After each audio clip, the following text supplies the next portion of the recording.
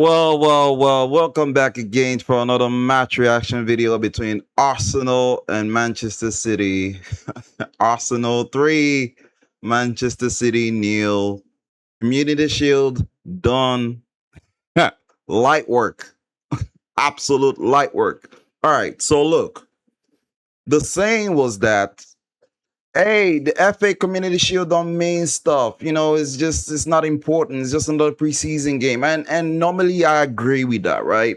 It's just another preseason game. And that's how I was gonna treat this game. But Man City fans kept trying to add unnecessary pressure to the Community Shield game between Arsenal and Man City. Like they were saying if Arsenal lost, that means you guys are terrible champions. You're champions of England, and you're losing to Maresca, who just came into the club, right?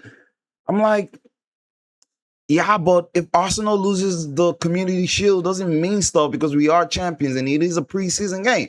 I was like, okay, cool. What if Arsenal win? Yeah, but if Arsenal win, doesn't mean anything because it's just a preseason game, bro. Like the agenda towards Arsenal is ridiculous, right? Like a lot of people are suffering from Arsenal syndrome, like Arsenal delusional syndrome right this point, right now. Because I do not rate the Community Shield games, but I do like to win them. If I lose them, no biggie. If I win them, awesome. No big fuss. But like I said, they made a big fuss about this game.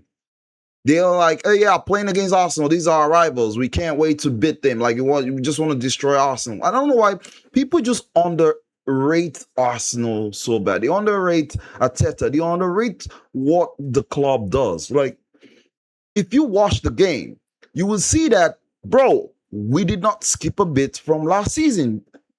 Actually, we got better. Instead, we're looking like how we looked in the beginning of last season.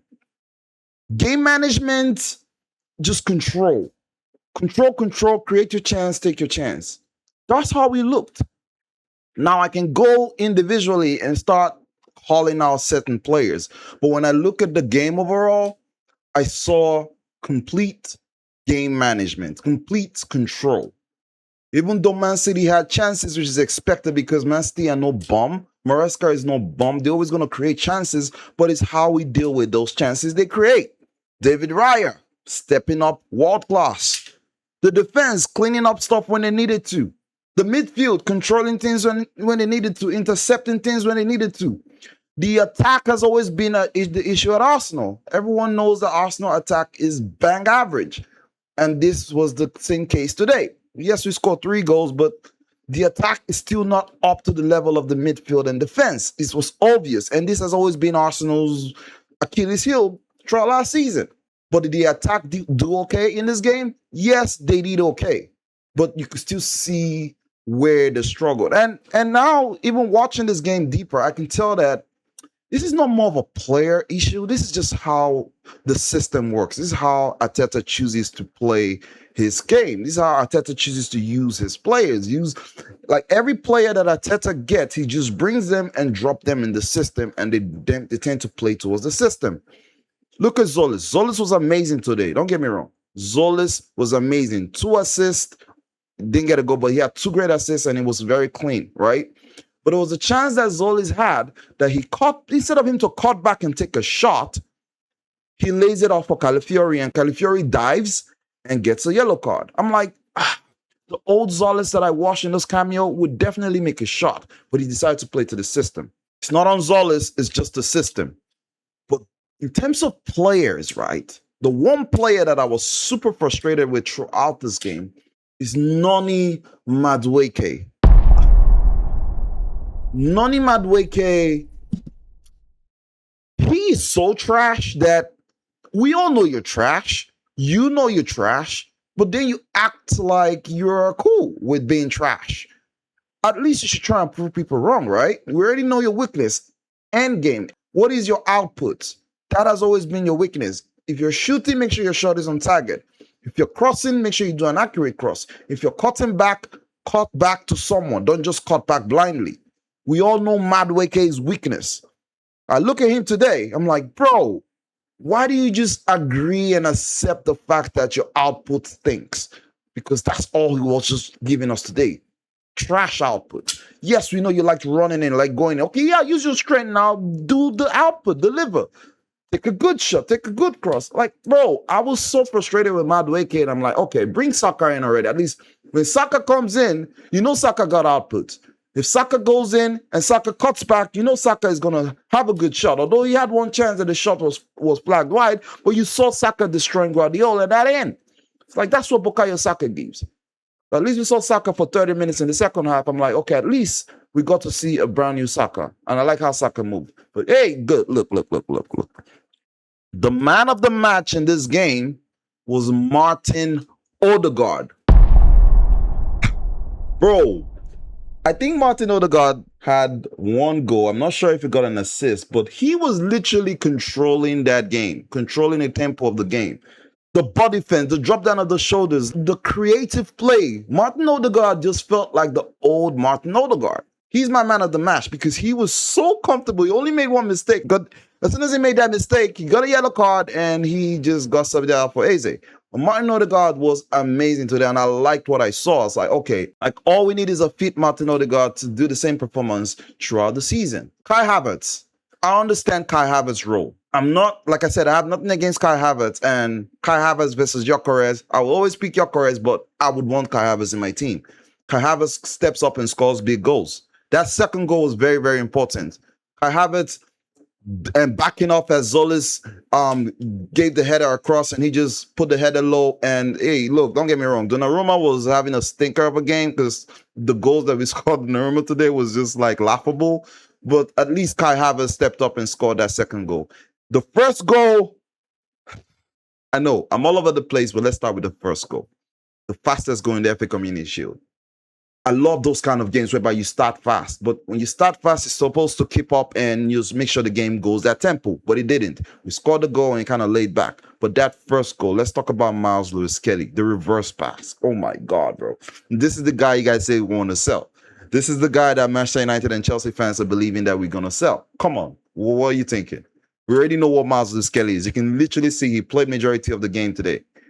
Miles Lewis-Skelly is just efficient, whoever you pair him up with. Putting Miles Lewis-Skelly in the 6, having Odegaard and Eze in the 10 role, Miles Lewis-Skelly would do the job. Put Miles Lewis-Skelly along Bruno Guimaraes, which I saw we started today, Miles Lewis-Skelly would do the job. Put Miles Lewis-Skelly with Declan Rice, like we saw a few minutes in the game today, Miles Lewis-Skelly would do the job. Like I said, Miles Lewis-Skelly is our future and our now. Like he's now and our future in terms of midfielder. Miles Lewis-Skelly was amazing today. Come on, man. We're not selling Miles Lewis-Skelly.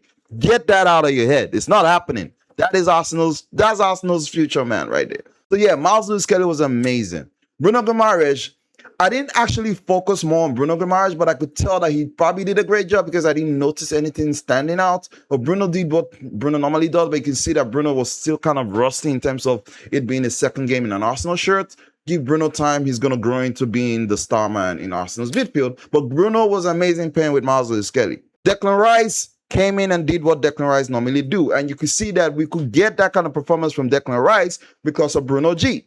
Bruno G playing that first half just made Declan Rice comfortable. Like, yeah, Bruno got this. And when he comes in, Declan Rice looks match fit, fresh, doing his normal breakup play. He didn't do a lot of driving, but at least he did his breakup play. Declan Rice got quirky sometimes that I feel like he should make an easy pass and he just want to hold on to the ball and trying to control and gives the ball away in dangerous situations. Other than that, Declan Rice was doing what Declan Rice normally do. David Raya, man. Like I said, as long as you have David Raya in goal, I'm very, very, very, very comfortable with our defense. If you beat the midfield and beat the defense, David Raya is a handful. You can't just easily beat him. Haaland had a great chance to score a goal in the first half. David Raya comes up with a big save. The second half, Semedo, David Raya. I mean, Shirky, don't get me, the Shirky shot was kind of easy, but the Haaland snapshot, that's hard. Came up with a great save. So David Raya just brings that comfort in goal. Mosquera. Mosquera, I have no problem with Mosquera. If you told me that, hey, Mosquera is going to be your backup for Saliba, I'm okay with that. If you tell me Mosquera is going to be your backup for Gabriel, I'm okay with that because I know Mosquera can do a job. If you tell me Mosquera is going to be your backup for Timber, I'm okay with that. You see, I'm okay with Mosquera being a backup defender and even starting because Mosquera is good. He's good. You saw his performance today, pairing up with Gabriel, cleaning the lines. Mosquera was amazing. My issue is when you're having William Saliba out for a long period of time, and now you're relying on Mosquera to playing that position week in, week out, it only takes one injury to sound chaos in that back line. That's why I kind of want a backup defender that is versatile, that can play the right back and the right center back. We have Mosquera, but we need another Mosquera in our team. So Mosquera was amazing. Ben White, someone asked me, do you want to keep Ben White? Hell yeah, I want to keep Ben White. I've always wanted to keep Ben White. I'd rather keep Ben White for squad depth because I know what I get out of Ben White. Ben White going forward is amazing. His defense is decent. So yeah, Ben White, the only problem I have with Ben White is his fitness level. Ben White staying fit doesn't always happen. Ben White is injury prone. Timber, on the other hand, is supposed to be our starting right back. He's injury prone. You can see Timber the whole of the World Cup. He didn't go to the World Cup. He's been injured. Starting in this new season, still injured, coming in late August. And you know, when he comes in, it's not going to be 100%. So you're in Timber, injury prone. Ben White, injury prone. If Ben White got injured today, we're smoked. Who's going to play the right back? Then you see the stupid idea of taking Rice to the right back. I don't want to see that in Arsenal shirt. But yeah, we need a versatile right back and someone that can play right back and right center back. Other than that, I mean, Gyökeres coming in second half, you're obviously going to see nothing from Gyökeres. Like I tell people, look at Haaland today, right? Haaland had two chances. One, he scrubbed his shot, and that's his first shot on goal. The second one, on target. But that's how Haaland and Gyökeres operate. They're not going to always score with every chance they get. But if you give them 5 chances, I guarantee you they're scoring at least 2 goals. You think if we kept giving Haaland that kind of chance, he's not going to score a goal? Yeah, he was going to score eventually, so I was glad they removed him in the second half. I don't want to talk about Man City because what I saw from Man City is kind of what I expected with Maresca. Maresca can be a good manager on his day, but he's not Pep Guardiola. He's not Pep Guardiola. I guarantee you Pep Guardiola would have found a way to at least come back from 1 goal down, especially going 1 goal down that early. Pep Guardiola would have found a way to equalize that game. Even at 2-0, Pep Guardiola would have found a way to get a goal. So yeah, I mean, when you even look at what Man City did, I don't want to talk too much about Man City, but when you look at what they did, Doku was going to be the threat guy, right? It was going to be the one to cause us problems. But you could see Doku was rusty, right? Doku with his body fence, his end product is not there. You have Haaland in there, you know, yeah, Doku just needs to get a ball in, but you know, Doku doesn't do that. When you see Grealish warming up, I'm like, oh yeah, Grealish is the guy that actually likes to cross ball in for Haaland. But when Grealish comes in, Doku goes out, Haaland goes out. I was like, oh, this is just like Arsenal, right? When you have your midfielder that plays a progressive pass or crosses a ball, and you have a striker that wants those ball, you don't play the striker, but you play the midfielder that does this. Then when you bring in the striker that wants the goal, you take away the midfielder that gives him the ball. What are you guys thinking, man? He did that with my Grealish. Brings in Grealish. You saw Grealish put him some decent ball in. No Haaland in there. I was like, oh, as long as you're removing the big man, I'm comfortable. I'm comfortable. If Haaland could have caused us problems, is he Mamouche? Then you bring in Shirky. I'm like, I know what Shirky does, but when Shirky does all that stuff and you have Haaland in there, it's danger. When Shirky do what Shirky do in the 10 area, yeah, we can handle that. Man City, I'm sorry for Man City fans, man. You guys were thinking too much about this game. You just believe you can roll up and just humble Arteta and his Arsenal because you don't rate us. You don't rate Arsenal. You don't rate what we are. We don't rate the kind of champions we are. When it comes to controlling games, when it comes to winning games, being efficient, not conceding goals, Arteta is a master at it. You should see that right now. Like Arsenal, our problem is scoring goals. But when we scored 1 or 2 goals, bro, it's hard for us to lose that game. So when I saw that, I was like, yeah, Arsenal is ready to manage this game. You're just going to control the game. When the chance comes, they create the chance. If there's no chance, they're ready. They're okay to pass it back and just game manage and times run out. So, bro, masterclass from Arteta and Arsenal, just like picking up where we left off from the first half of last season, because this performance was just like the first half of last season. I'm glad that we started this way and knowing that there's still time to get 1 or 2 marquee signing.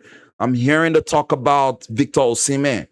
Do I want Victor Osimhen? I would take Victor Osimhen over what we have right now. But if the option is sign Victor Osimhen or Bradley Barcola, I would get Bradley Barcola.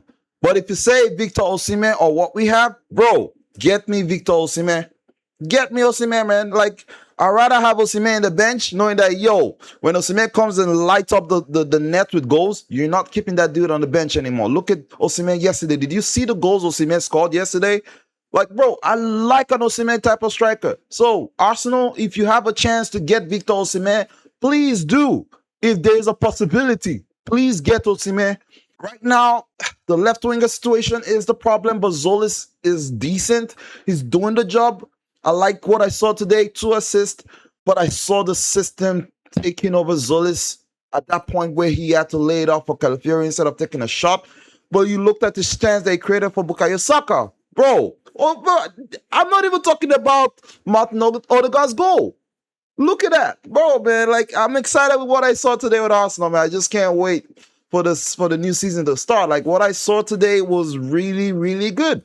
Really good. The Community Shield was supposed to be for this, to see how your team is ready for the new season. But like I said, they made it a big deal. We handled business. 3-0 to the Arsenal.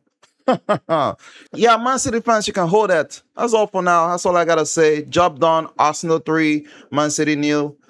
If it's your first time here, like this video, hype, subscribe, and I'll see you guys in the next one. Bye-bye.